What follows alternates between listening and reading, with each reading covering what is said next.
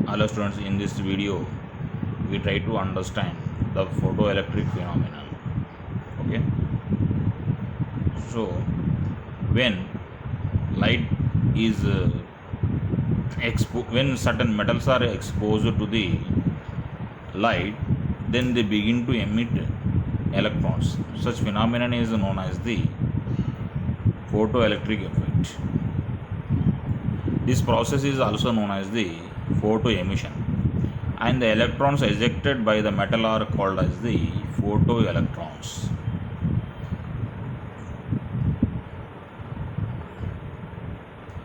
In terms of their behavior and the properties, photoelectrons are no different from the other electrons.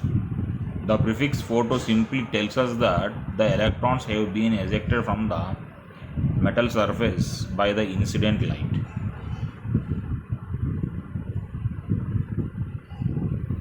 Here, this is a pictorial representation of the photoelectric effect phenomenon. Here,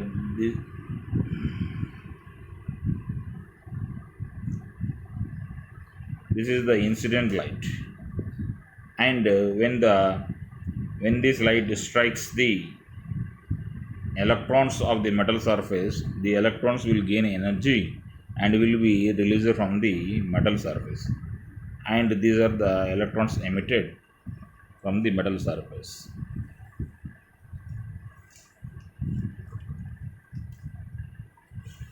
Actually, photoelectric effect was discovered in 1887 by the German physicist Heinrich Rudolf Hertz.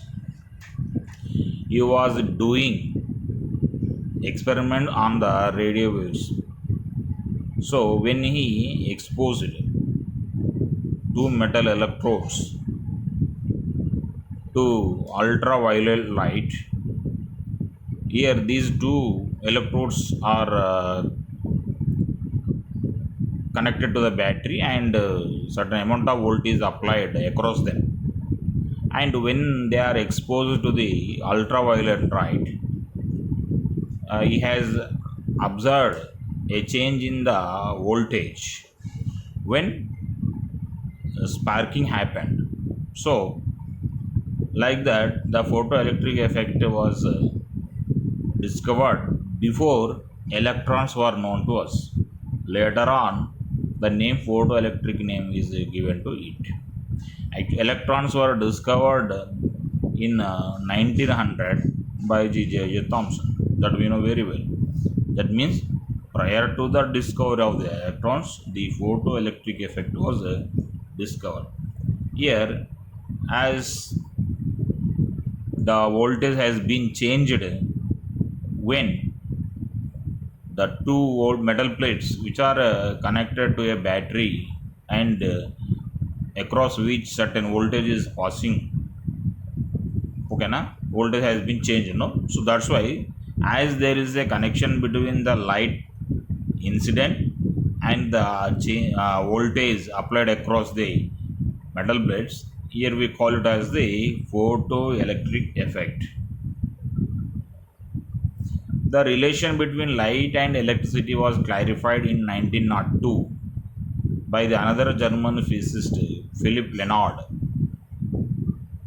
He demonstrated that electrically charged particles are liberated from metal surface when it is illuminated, and that these particles are identical to electrons, which had been discovered by the British physicist Joseph John Thomson in 1897.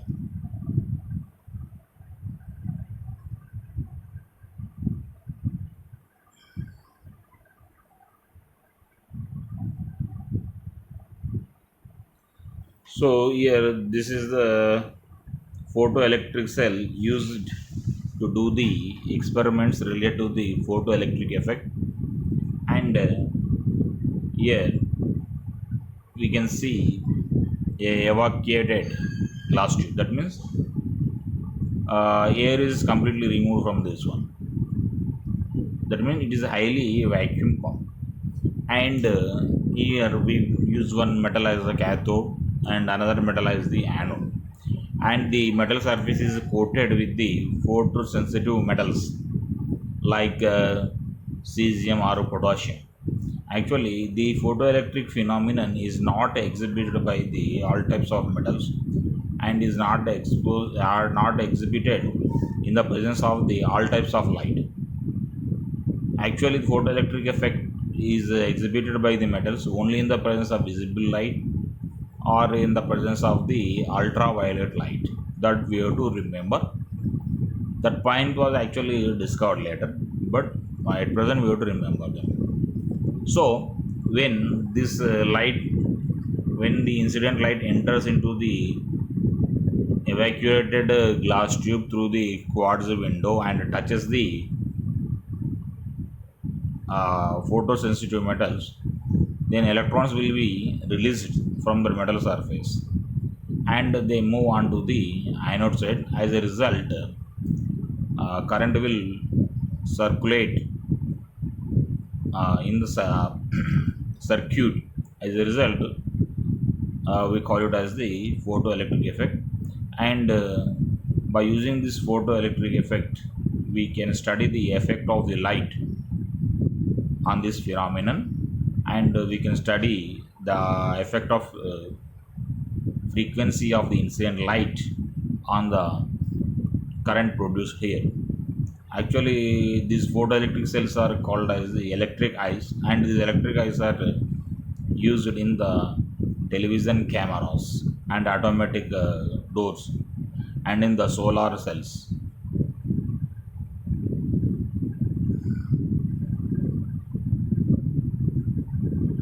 Now we go for the laws related to the photoelectric emission.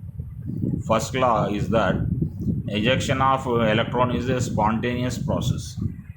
There is no need to supply energy from the other sources again. Just energy of the incident light is sufficient to release the electron. So ejection of electrons is a spontaneous process.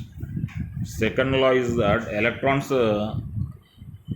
are ejected even in the high vacuum. So in the presence of very high vacuum also these electrons will be ejected. Third point is that the kinetic energy of the photoelectrons is directly proportional to the frequency of the incident light. The kinetic energy of the photoelectrons is directly proportional to the frequency of the incident light. That we can represent through a graph. We go for that graph later. Now we go for the fourth law, that photoelectric current and the number of photoelectrons are directly proportional to the intensity of the incident light. Photoelectric current and the number of photoelectrons are directly proportional to the intensity of the incident light. And the increase in the intensity increases the number of the ejected electrons. Now, fifth law. No electrons are ejected from the metal unless the frequency of the light is used greater than a certain minimum value, and that minimum value is known as the threshold frequency. For example, if a metal releases the electrons in the presence of the blue light, then it is not going to eject the electrons in the presence of red light. Okay, na? Because the frequency of the red light is less than the frequency of the blue light, and the same metal can release the electrons in the presence of the other lights whose frequency is greater than the blue light. That means the frequency of the blue light is the threshold frequency that is required to release the electrons from the metal surface. Okay, so these are the five laws related to the photoelectric emission. And here these are the graphs that tell about the loss of the photoelectric emission. Here this first graph shows us the relation between the kinetic energy of the electrons ejected, photoelectrons, and the frequency of the incident light. So actually we can expand this graph like this. So here This is the mu naught, that means threshold frequency. And below the frequencies, at the frequencies below this threshold frequencies, the metal is not going to eject the electrons.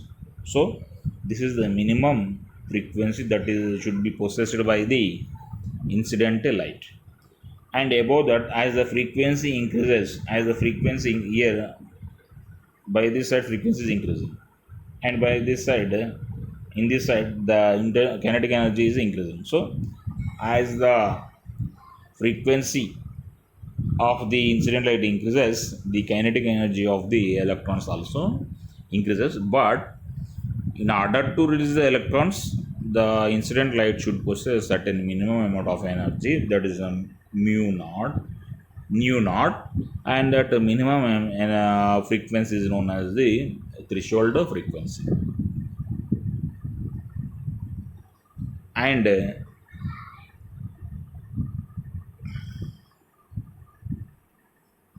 here this graph shows the relation between the electron kinetic energy of the photoelectrons and the intensity of the light. So whatever may be the intensity of the light, the kinetic energy of the electron is not going to be changed.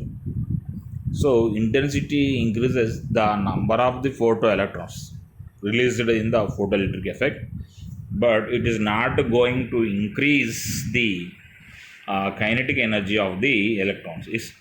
So the intensity increases, the increase in the intensity increases the number of electrons ejected during the process, but it is not going to increase the kinetic energy.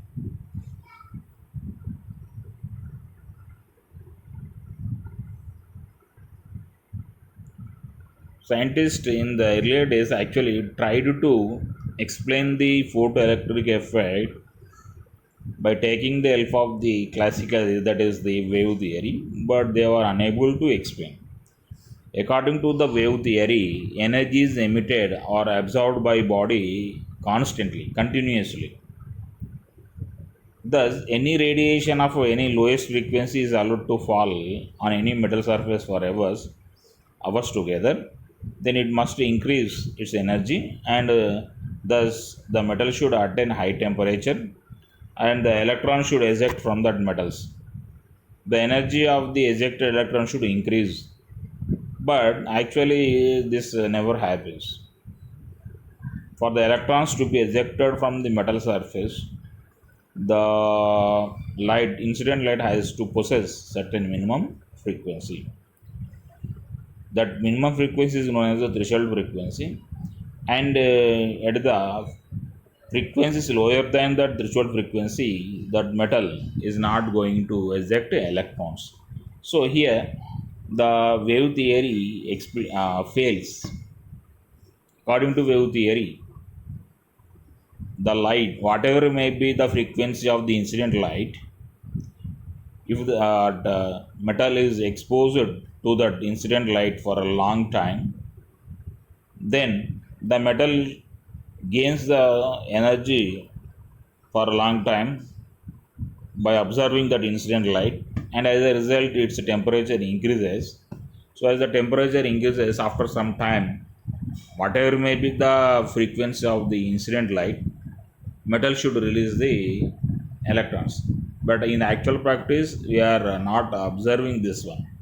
So that's why we can say that wave theory is completely failed in explaining the photoelectric effect.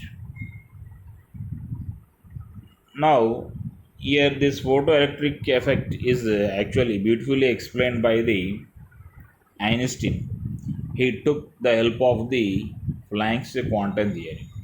Quantum theory tells that energy is absorbed by the matter as well as energy is released by the substance in the form of small particles.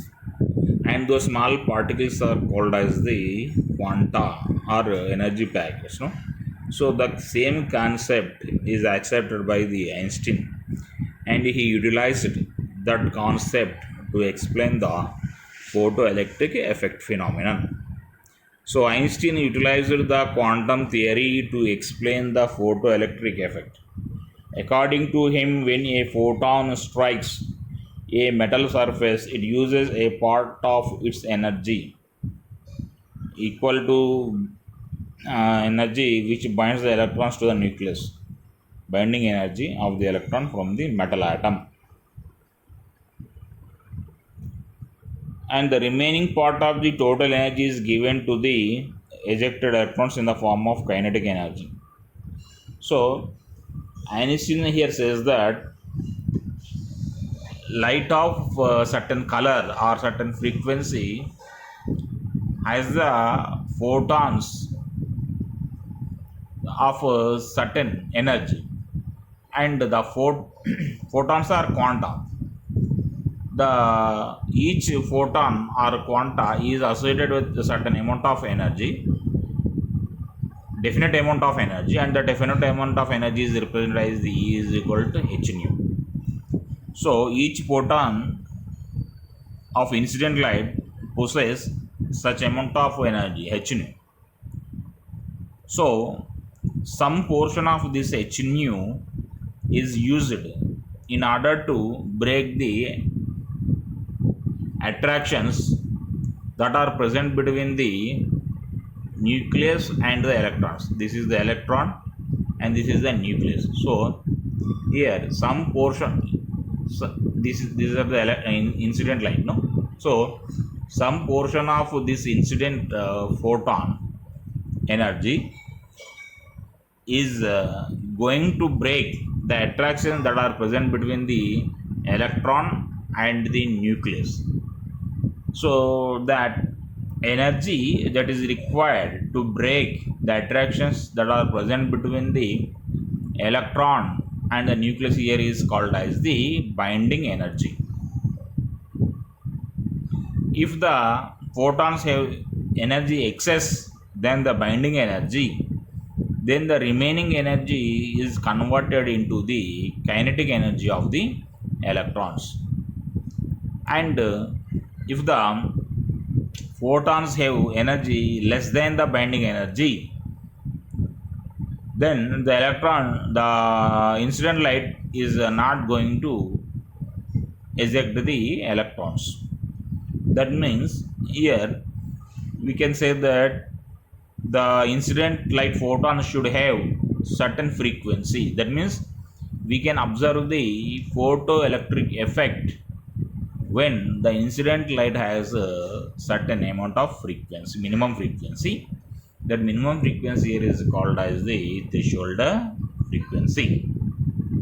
So the relation here is mathematically represented like this: total energy of the incident photons is equal to the binding energy plus kinetic energy of the ejected electrons.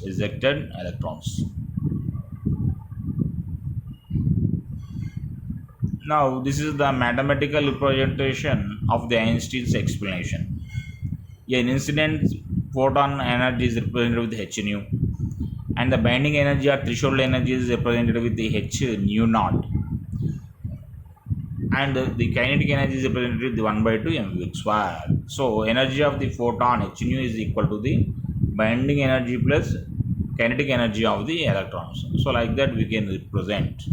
So at last we get that the kinetic energy of the ejected electrons is equal to the energy possessed with the incident electron photons and the minus the work function. So this, by this equation we can say that by this equation we can say that as the frequency of the incident light increases, look here, the work function remains constant. That means the threshold frequency for a metal is constant, and as the frequency of the incident light increases, automatically the extra energy helps to increase the kinetic energy of the electron. That means as the frequency increases, kinetic energy of the electrons also increases. Like that, Einstein beautifully explained the relation between the frequency and the kinetic energy of the ejected electrons.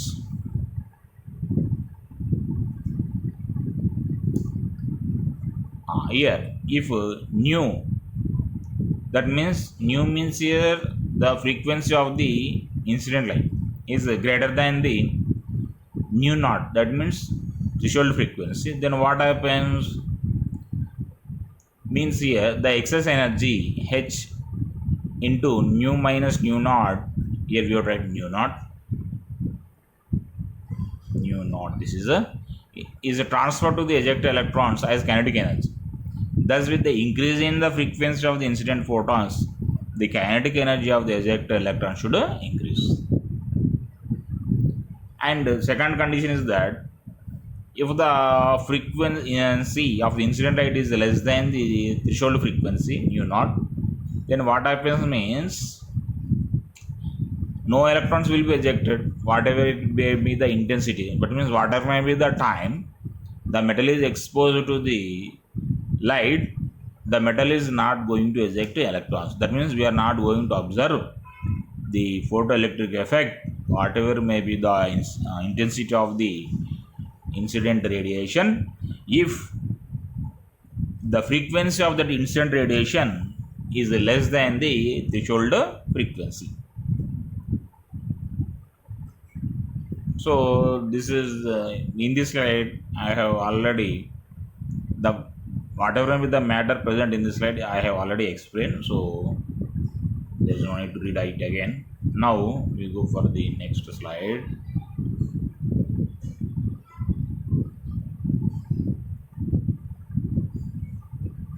Okay, thank you.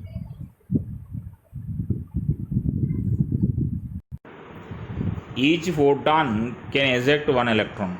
It means by increasing the intensity of the light of a given frequency, the number of photons striking the metal surface will also increase.